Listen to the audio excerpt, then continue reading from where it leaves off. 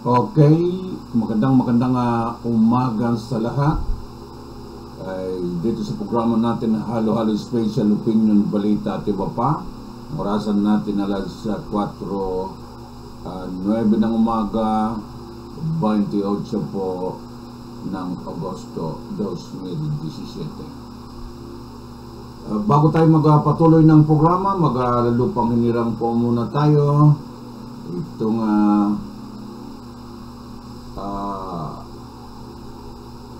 sign on natin po mga kaibigan. Okay.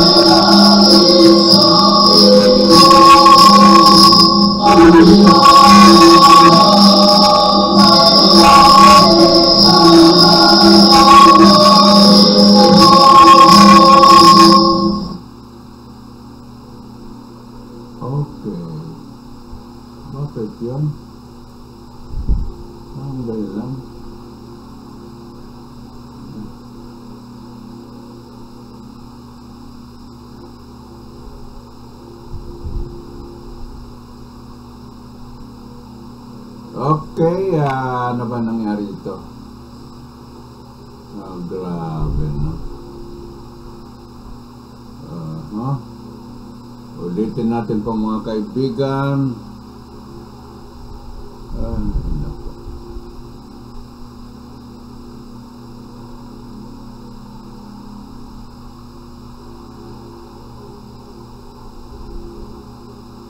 Pasensya na President Duterte. Okay, bakit ba yun nangyari?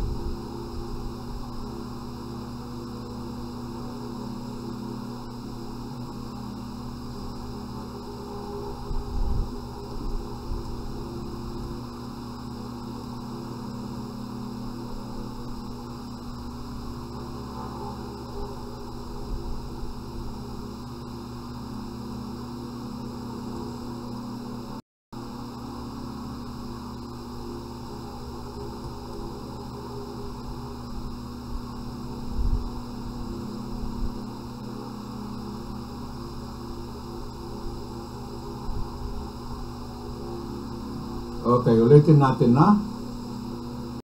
Itong grabe na. Okay. Ano bang pumasok yan?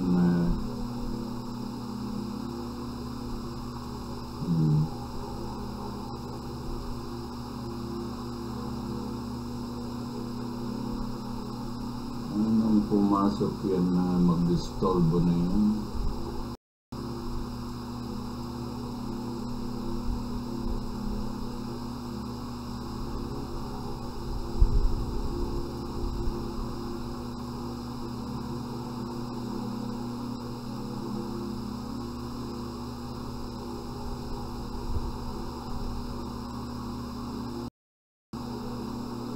Na udlot ang balita po mga kaibigan, no? Okay, ulitin natin.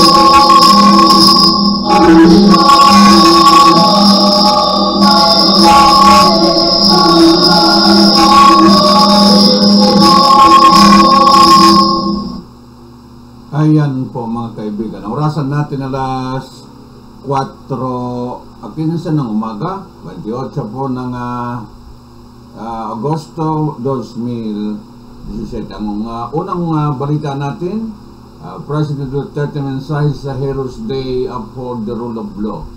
Ito talaga sinabi ko noon kailangan talaga ang rule of law ay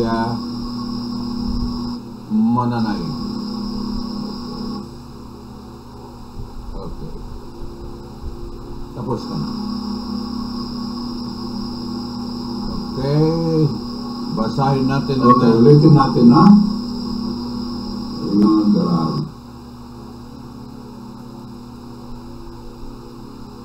Basahin natin itong balita ito, no? Okay, pero patalastas na muna natin itong umagang ito, mga kaibigan, no? Mga AbsDamahan'sLive-TV, the only informative news authority online. Ang halo-halo special opinion, balita at utapang ay tumatalakay sa mga issue pang kasalukuyan at mapapanahon, mapapolitika, mapaopinyon, mapakomentaryo at balita. Ang programa ay patas sa lahat. Walang pinipilingan, walang pinakampihan, at wala rin na pinapalikan. Ang programa ito ay serbisyo publiko sa kahanginan at trabaho lang para sa lahat. Para sa lahat. Kung gusto niyo sumali sa usapang bayan, magbigay ng propuro suggestion o opinion sa programa Halo-Halo Special Opinion, Balita at iba pa, kung mag-text o tumawag sa mga telepono Globe 0977-834-2023 at sa smart naman ay 0947-484-2808. Wait, ano ito? Sorry. Mamaya tayo mag-patalas tayo kasi mabilis ang programa natin sa umaga nito, mga kaibigan. So ang balita po, kaibigan. Ang mensahe ng Pangulo ay sa National Heroes Day, uphold the rule of law po, mga kaibigan. Manila, Philippines President Rodrigo Duterte on Sunday called on Filipinos to uphold the rule of law as his crackdown on illegal drug faces sharp criticism over the death of Kian de los Santos, the 17-year-old boy whom witness claim was executed by the policeman. This message for the National Heroes Day. Duterte said Filipinos can honor those who fought for the country's independence by upholding the rule of law and emulating their virtues. We are forever grateful for their noble deeds and sacrifice. Let us honor them by upholding the rule of law, protecting our nation, and fostering goodwill among ourselves. The President said, we will harness the same virtues as we continue to fight against lawlessness and poverty that hinder us from achieving full potential, he added. Duterte issues the statement a day after the burial of De Los Santos, one of the 96 people killed during the intensified. Okay, anong interference yan? Police operations against illegal drug disman. Policemen claim that butang susa ikay ang mga butang na makahatag og kadaot sa atong paligid. Ilabi na sulod sa mga transmission structures. Pagbaigma, pagmapinantay, kining pahinumdum hatod kaligid sa NGCP. National Grid Corporation of the Philippines.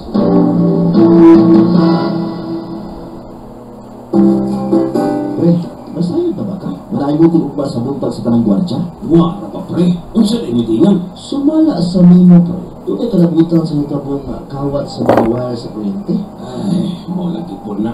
Kadaot bukod sa mga tao, wa sila masayo kung unsa ka delikado ilang gibuhat. Tinuod na, pre. Daghan ang maangin o gibutang pa nila sa peligro ang ilang kinabili. Kambyo sa gamay na kantidad sa wire. Mao na yung ngayon masayra sa katawan pre. Nga ang pagpangawat nila sa wire sa mga nagkanaiyang high voltage transmission. Kita gyapon ka na mahimong alaot. Sakto ka, pre. Pag ginagtan ang mga wire, magkatrubo din ang transmission. Hinungdan naman ang ulig supply sa kuryente. Ay, damay tatanan pre. Busa ni kayo ang mga butang na makahatag ng kadaog sa atong palibot. Ilabina sulod sa mga transmission structures. Pagbaig ba, pagmabilang tayo, kay kinintanan alang usab sa atong kaayuhan. Kinapahinumdum hatod kaninyo sa NGCP, National Grid Corporation of the Philippines. Uy, anak ka! Mangadto ka sa kabasakan, magpalupad ka og tabanog. O sige, adto ka dungo sa turi sa kuryente. Pwede mangatkat dito. Ops, asa man mo mangadto ha? Kabalo ba mo nga delikado mag sa turi sa kuryente? Nga delikado man lang. Ay, nako, pag musangit ang iyong tabanog sa kuryente, makurentehan unya mo. Maupon na'y pwedeng mahitabo ninyo o kat mo anong turi sa kuryente. Hala, hadlong ka di no? Mao jud, mao na, ngayaw mo pagduwa dito ha? I-manage na ninyo. Oo, manan. Kinapahinumdum hatod kaninyo sa NGCP, National Grid Corporation of the Philippines. Higtas na daloy ng elektrisidad at mabilis na serbisyo hatid sa konsumo ng kuryente. Ngunit ito'y maaaring matigil ng brownout o pagkasawi kung sasaway tayo sa ligtas na distansya sa mga poste at linya ng makipag-ugnayan sa NGCP sa telepono bilang 02-981-4545. Kung may alam kayong hindi ligtas na gawain malapit sa poste ng isang paalala mula sa National Grid Corporation of the Philippines. Tayong baterya.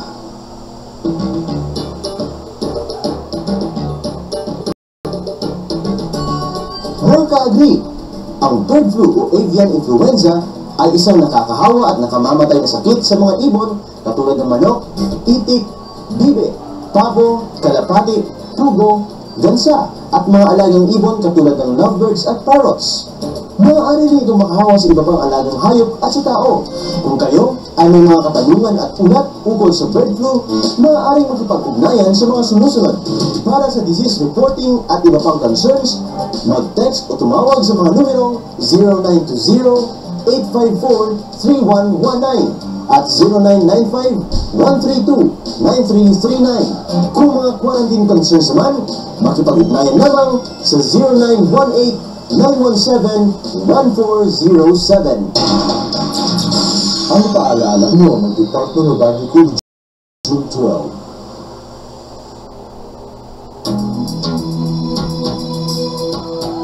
Uy! Ito na maaaring mahawa ang isang tao sa bird flu o avian flu. Ito ay sa pamamagitan ng direct contact na alagang manok o ibon. At mula sa dumi ng mga ito na maaaring madala ng hangin ang virus. Iilan sa mga sintomas sa taong mayroong infected ng virus ito ay ang mga sumusunod. Trangkaso, sore throat, pananakit ng katawan, ubo, nahihirapan sa paghinga, pagsusuka at pagtatae. Upang maiwasan ang outbreak o pagkahawa ng tao at ng mga alaga sa bird flu, gawin ang mga sumusunod.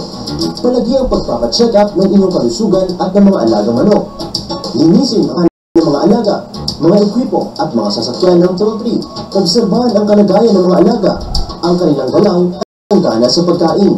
Limitahan ang mga pagkakataong magkakaroon at ang mga alaga sa ibang ibon at iwasan ang paghiram ng kagamitan sa ibang poultry farms. Sa ganitong paraan ay matitiyak natin ang ating kalusugan at maging ang kaligtasan ng buong komunidad mula sa bird flu.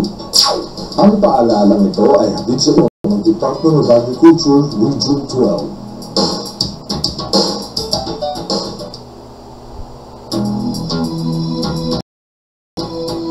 Uy! Alam ba ninyo Paano na maaaring mahawa ang isang tao sa bird flu o avian flu? Ito ay sa pamamagitan ng direct contact sa infected na alagang manok o ibon. At mula sa dumi ng mga ito na maaaring madala ng hangin ang virus. Kung ilan sa mga sintomas sa taong mayroong infected ng virus ito ay ang mga sumusunod. Trangkaso, sore throat, pananakit ng katawan, tubo, nahihirapan sa paghinga, pagsusuka at pagtatae. Upang maiwasan ang outbreak o pagkahawa ng tao at ng mga alaga sa flu, gawin ang mga sumusunod. Palagi ang pagpapacheck up ng inyong kalusugan at ng mga alagang manok. Linisin ang tirahan ng mga alaga, mga ipo at mga sasakyan ng poultry. Obserbahan ang kalagayan ng mga alaga, ang kanilang galaw at ang gana sa pagkain. Limitahan ang mga pagkakataong magkakaroon ng direct contact ang mga alaga sa ibang ibon at iwasan ang paghiram ng kagamitan sa ibang poultry farms. Sa ganitong paraan ay matitiyak natin ang ating kalusugan at maging ang kaligtasan ng buong komunidad mula sa bird flu. Ang paalalang ito ay hatid sa inyo ng Department of Agriculture June 12. Okay, pagpatuloy natin ang balita. Unahin ko ito ngay balitang Sarangani. Baka natin ay mabalita po mga kaibigan. Ang headquarters sa Sarangani, Provincial Police Office, sige turnover na. Bago na ang gambalay sa Provincial Headquarters sa Sarangani Provincial Police Office ko na SPPO ay naimutanga sa barangay Kawas, lungsod sa Alabel. Niaging adlaw nga Biyernes, gi-turn over sa WH Sarangani ang bagong renovated nga building sa Sarangani PNP Provincial Headquarters, kinantidad ni kantidad o 956,000 ka pesos. Pit food o saka milyon ka pesos. Na surprise si PNP Regional Director, Police Chief Superintendent Attorney Cedric Train tungod sa nindot na nga sagway sa SPPO ikumpara water to 2030 to maintain growth, eradicate poverty, and offset climate change. That's where China comes in, although the service China's foreign direct investment into the Association of the South Asian Nation remain relatively small. 6.8% of a total network. Ano ito?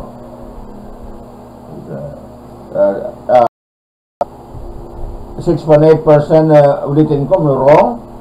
Small at a 6.8% of a total net inflows in 2015. Chinese corporations are taking up larger stake in major infrastructure projects across the region, according to Wei Wen Nang, economist at Australia's New Zealand banking group in Singapore. China accounted for 40% net of PDI inflows into China's accounted for 14% net FDI info into the Thailand last year, 8% in Vietnam and Indonesia, and 6% in Malaysia, according to ANZ. The Philippines received a margin share of a 0.14%. By sector, the bulk of Chinese investment has gone into transport and real estate. ANZ noted the three sectors accounted for 78% of China cumulative investment and construction contract in ASEAN from 2005 to the first half of 2017. For China, the opportunities are significant. The 10 ASEAN members boast some of the world's fastest expanding economies, such as the Philippines and Vietnam, with a growth rate of more than 6%, with a combined population of more than 620 million in an economy of 2.6 trillion in the region. The investment potential is huge. By 2020, the region will have the world's fifth largest economy, the World Economic Forum predict. China, Mammoth Belt and Road Initiative will also further enhance the footprint in the region. Projects that may receive funding include a new high-speed rail line that run from southern China to Laos to Thailand and the East Coast, along with the rail project in Laos, Indonesia, and Thailand. Still, the investment isn't without the risk. For the most countries stand to benefit from increased investment from China, it will further increase the concentration risk, given that the ASEAN is already heavily exposed to China via trade and tourism flows ng road and node, mga kaibigan. Okay, pero economics muna tayo, no? Kasi iwasan muna natin itong mga transfer explore legal option to cut pit rate for RE. Anong RE? Okay. Pit in a tariff, and Administrator National Transmission Corporation Transco is exploring a legal option on how it can bring down pit FIT rate for renewable energy development, and amend the term of a certain incentive scheme, such as shortening the duration from where it had been fixed at for 20 years. In an interview with a reporter, Transco President Mervin Matibang that he is initially looking at how the classification of the pit can be legally subscribed as a toll or a tax. So the rule can be amended with the imprimatur of Congress. I am viewing as a toll or a tax, meaning if it is a toll, the legislative can amend it, he said. Matibag indicated that Transco will be studying this option and will be eventually recommendation to the Department of Energy and to join Congressional Power Commission, GCPC, the legislative body that has overnight function over the electric power industry. He added, I'm looking at the legal option if we will do the pit as a total tax, or if this an exaction of the government can be reduced. The rate for solar should not be locked at 8.69 per kilowatt hour or 20 years. So the Transco chief, that is the he is seeing that the public burden on the RE subsidy can be eased, given the fact also that the shortfall on collection of the FIT allowance, FIT AID had been continuously swelling. We have a 8.1 billion pesos shortfall in collection. It increased every 3 months at 400 million to so it will be 9.0 billion by the end of the year. They said, emphasizing that they are also scheduled to file with the Energy Regulatory Commission, ERC, for additional increase in FIT all by August 31, bringing the component higher to 0.25 per kilowatt level.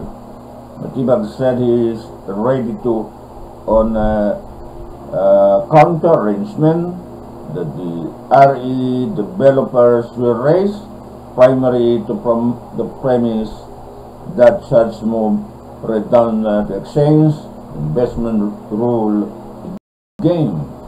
He stressed they are